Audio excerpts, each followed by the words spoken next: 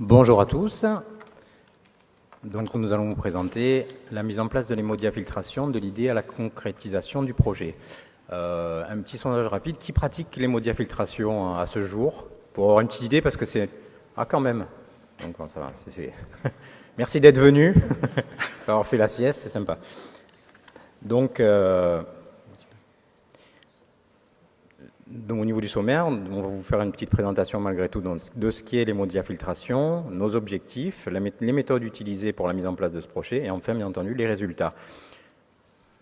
Donc une petite en introduction, présentation de notre centre. Le centre de dialyse Diavero Marseille a été créé en 1967 au sein de la clinique de la résidence du Parc. Il faut savoir que c'est un centre privé très important avec une file active de 350 patients, une équipe médicale composée de 7 néphrologues, une surveillante générale, 9 surveillants d'unité, 48 infirmiers, 13 aides-soignants, un psychologue, une diététicienne, une assistante sociale. C'est composé en 2 unités d'hémodialyse qui sont distinctes, composées donc de 8 box pouvant chacune accueillir au total 32 patients, un service de dialyse péritonéale qui accueille actuellement 5 patients, un service biomédical avec des techniciens, un responsable de sécurité et de services généraux et un animateur gestes et postures. Alors, je vais vous présenter un petit peu l'hémodiafiltration. Alors, quand on avait fait la présentation, on n'avait pas encore le rapport Rhin 2012, mais qui est sorti il y a quelques semaines, donc les chiffres sont un petit peu faux. Donc, suivant le rapport Rhin 2012, à l'heure actuelle en France, on a 19% des patients qui sont atteints d'insuffisance rénale chronique terminale qui sont traités par hémodiafiltration.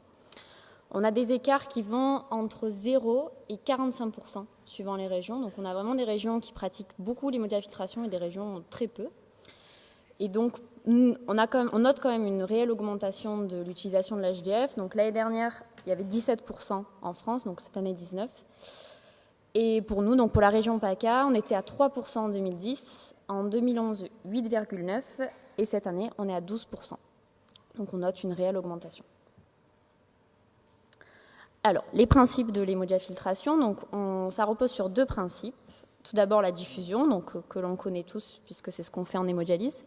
Donc, c'est l'échange de molécules du milieu le plus concentré vers le milieu le moins concentré, pour tendre vers l'équilibre des concentrations de part et d'autre de la membrane. Et ensuite, donc, la convection. Donc, l'eau est déplacée par le gradient de pression transmembranaire, du côté où la pression est la plus forte, vers le côté où la pression est la plus faible. Donc, les facteurs qui influencent les échanges d'eau sont donc la pression et le coefficient hydraulique de la membrane. En HDF, on verra qu'on a beaucoup de volumes qui sont perdus par convection, et donc on va devoir compenser ces pertes volumiques.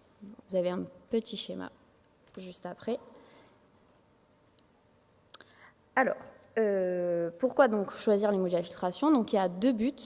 Tout d'abord, c'est une meilleure épuration des grosses molécules, donc par exemple le phosphore et la bêta-2-microglobuline. La bêta-2-microglobuline, pour ceux qui ne connaissent pas, c'est une protéine qui est souvent accumulée chez les patients dialysés et qui peut provoquer cette accumulation une amylose à la bêta-2-microglobuline. À savoir qu'en hémodialyse, la bêta-2-microglobuline n'est pas épurée. Et ensuite, une meilleure tolérance hémodynamique. Alors, nos néphrologues, en fait, se sont posés en fait, sur une étude qui est sortie l'année dernière, en 2013, donc dans le journal de néphrologie américain, qui montre en fait une amélioration de la probabilité de survie des patients qui sont traités en HDF comparé aux patients qui sont traités en hémodialyse. Donc là, vous pouvez voir sur la courbe, donc la courbe rouge qui représente les patients qui sont traités en HDF online et les patients qui sont traités en hémodialyse. Ensuite, on vous a mis un petit tableau qui est un petit peu plus explicite, donc qui détaille les différentes causes de mortalité. Et on peut voir que sur l'ensemble des causes, le taux de mortalité est plus faible en HDF qu'en hémodialyse. Donc en conclusion, cette étude montre qu'il y a une diminution de 30% de la mortalité, toutes causes confondues, en ayant quand même un volume convectif supérieur à 20 litres. Alors pour ceux qui ne font pas d'hémodiafiltration, le volume convectif, c'est en fait la quantité qu'on va infuser au patient, qui va être notre marqueur pour voir si l'hémodiafiltration est efficace ou pas. Et plus en détail, donc ça diminue de 55% la mortalité liée à l'infection et de 33% la mortalité cardiovasculaire.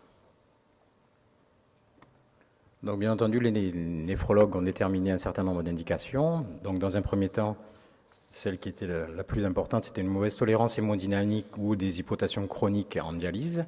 Les patients dialysés chroniques, donc depuis un certain temps, mais aussi les patients jeunes avec des anticorps et risquant donc de ne pas être greffés à cause de problèmes d'amylose notamment. Également, donc, on rencontre souvent des problèmes de prise de poids très importantes entre les séances, des patients avec une nécessité d'augmenter leur clairance avec un PIS supérieur à 100 kg. Et bien entendu, les troubles phosphorémiques. Donc, les objectifs. Non, prérequis, j'ai oublié. Donc, les différents prérequis pour mettre en place cette technique sont tout d'abord au niveau de l'abord vasculaire un débit entre 350 et 400 ml avec des aiguilles de 15 gauge.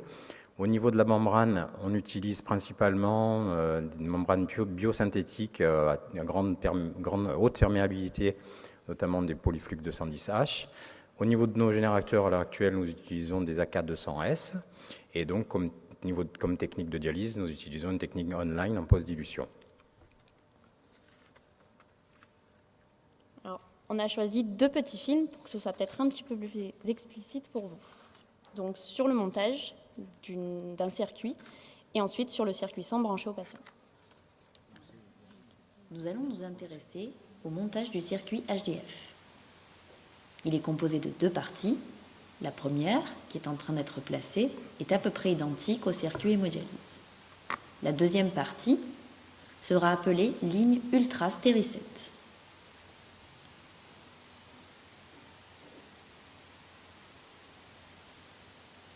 Elle est composée d'un ultrafiltre stérile avec des propriétés de rétention des endotoxines. Il nous garantit ainsi une qualité élevée du liquide de substitution. Le générateur fabrique un liquide de dialyse ultra pur. Cette technique est appelée online. Cela nous permet ainsi d'amorcer le circuit, de réaliser des bolus de restitution sans utiliser de poche de sérum physiologique. La programmation est identique à celle de l'hémodialyse. Nos générateurs AK200S sont automatiquement préprogrammés en HDF et en pression contrôle.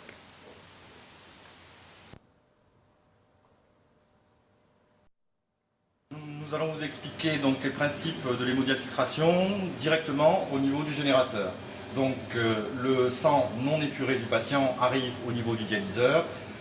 2 éléments vont se passer au niveau du dialyseur. Tout simplement la diffusion comme en hémodialyse, c'est-à-dire un passage du soluté le plus concentré, le sang, vers le dialysat, le soluté le moins concentré, comme en hémodialyse.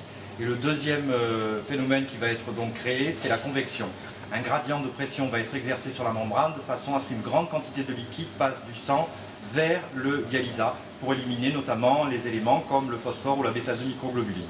À ce moment-là, à la sortie du dialyseur, une hémoconcentration est notée. On voit tout simplement que le sang est beaucoup plus foncé. Donc une réinjection automatique du volume de liquide qui est prélevé au niveau du sang va se faire sur le site veineux de façon à réinjecter donc un volume d'eau au patient pour rétablir sa volémie.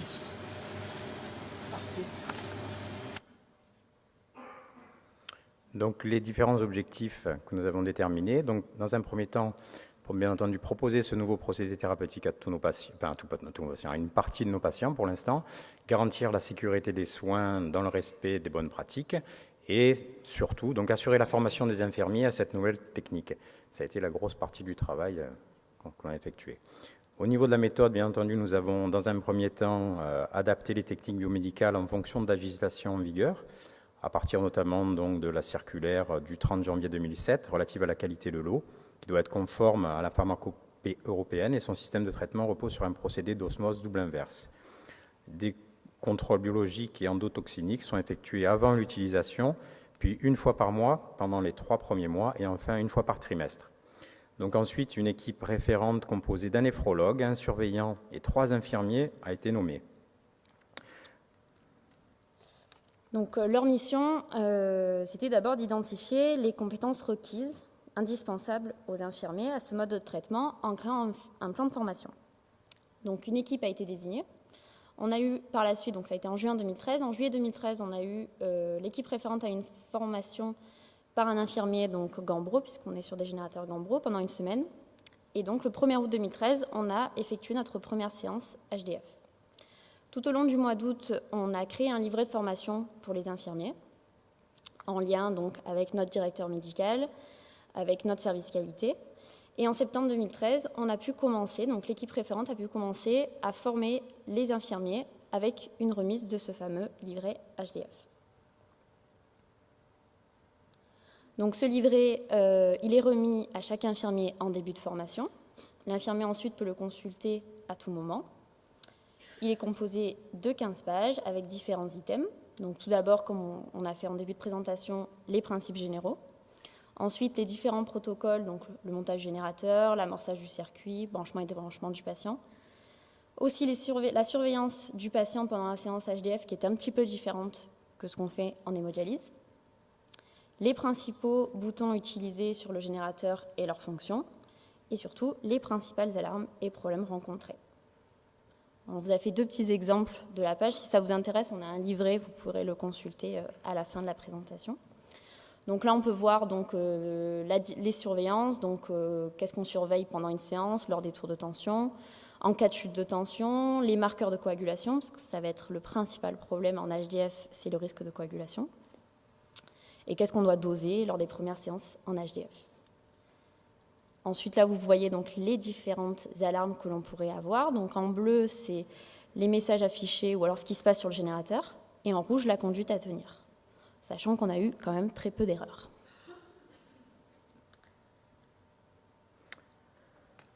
Donc ça fait 1 an pratiquement que la technique a été mise en place. Au niveau des résultats, il faut savoir qu'à ce jour, 23 infirmiers, donc soit sur 30, soit 77% de l'unité ont été formés. La formation s'effectue sur une vacation de 11h30, dont 6 heures en double avec un infirmier formateur. Et à ce jour, la formation a eu lieu sur une seule unité de dialyse. Le nombre de générateurs est relativement faible pour l'instant, donc c'est-à-dire 5, 2 par box, et on a un générateur de secours.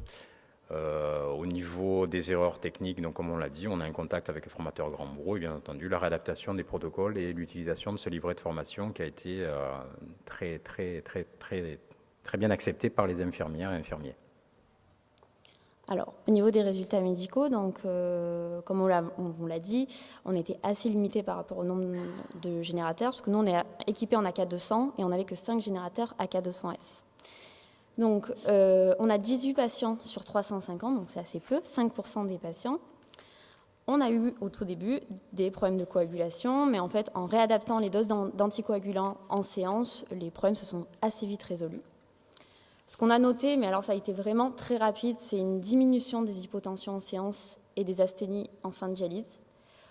Du fait de cette diminution des hypotensions, on a pu augmenter les taux d'UF, donc des patients qui arrivaient avec beaucoup de poids, et on pouvait augmenter les taux sans qu'ils chutent, alors que c'est des patients normalement qui supportaient très mal la perte de poids.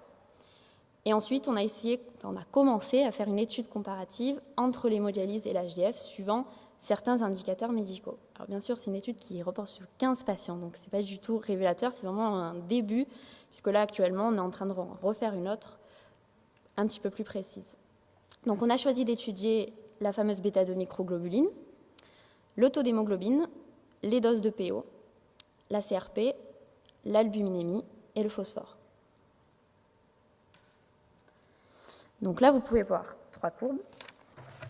Donc ces courbes, en fait, donc, en bleu, ça représente donc, ces 15 patients en hémodialyse et en rouge, du passage en HDF online. On peut voir donc une nette diminution de la CRP, donc une diminution du processus inflammatoire, une augmentation du taux d'hémoglobine et surtout une baisse des doses de PO. Donc on était assez contents parce qu'on a quand même très peu de recul. C'est une étude qui a été faite sur 9 mois, donc ce n'est pas encore très révélateur. Et ensuite, donc sur la première courbe, c'est toujours pareil, bleu en hémodialyse et rouge en HDF. Donc on commence à avoir une légère tendance à la baisse du phosphore. Au niveau de l'albumine, on a choisi de la doser parce qu'en HDF, le risque, c'est une fuite de l'albumine, donc par justement les phénomènes de convection. Donc on peut voir qu'on a une tendance à la baisse de l'albumine, mais rien de très inquiétant. Par contre, on est très vigilant sur les dosages d'albumine. On les dose assez régulièrement pour voir justement si on n'a pas de grosses chutes d'albumine chez nos patients. Et ensuite, la dernière courbe, donc c'est la bêta-2 microglobuline. Donc elle n'est que en rouge parce qu'en fait, avant en hémodialyse, nous ne dosions pas du tout la bêta-2 microglobuline. Donc on n'a pas d'éléments comparatifs. On voit quand même qu'elle est quand même une tendance à la baisse. Et donc, la nouvelle étude qui est envisagée aujourd'hui, c'est de doser nos patients en bêta-2 microglobuline à la fois en hémodialyse et à la fois en HDF pour vraiment avoir un élément de comparaison. Alors, ce qu'on est sûr, c'est que dès la mise en HDF, on a quand même beaucoup de patients qui témoignent spontanément d'une amélioration de leur qualité de vie suite à leur mise en HDF. Donc, en conclusion, on a eu un nouveau procédé thérapeutique qu'on a pu proposer à nos patients. On a pu créer des protocoles de soins dans le respect des règles d'hygiène et de sécurité, et on a pu mettre en place un plan de formation pour le personnel soignant. Donc à l'heure actuelle, nous sommes en train de changer nos générateurs, donc on passe sur des Artis Gambro qui feront à la fois de l'HD et de l'HDF. Donc la perspective d'évolution pour nos néphrologues est de passer 2/3 de nos patients en hémodiafiltration.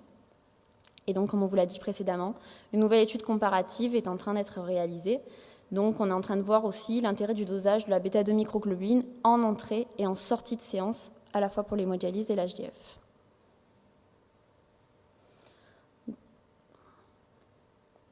Alors, on tient à remercier toutes les personnes qui nous ont aidés dans la mise en place de ce projet. Tout d'abord, Madame Annick Saborit, qui a été infirmière au centre, qui nous a beaucoup soutenus, et le docteur Paul Strunza, qui nous a aidés dans l'élaboration de ce projet. Merci de votre attention. Merci. Ouais. Je peux juste rajouter, je remercie Marie-Noël. Il faut savoir que tout ça, bon, ça paraît relativement simple. Apparemment, vous êtes nombreux à pratiquer l'hémodiafiltration. Nous, quand même, la difficulté, ça a été d'introduire cette technique au sein de notre centre, tout en continuant à maintenir cette activité et en formant les infirmiers, les infirmières. Et ça a été vraiment un travail considérable. Et c'est les infirmiers et les infirmières qui ont permis la mise en place de cette nouvelle technique. Donc, voilà. Merci.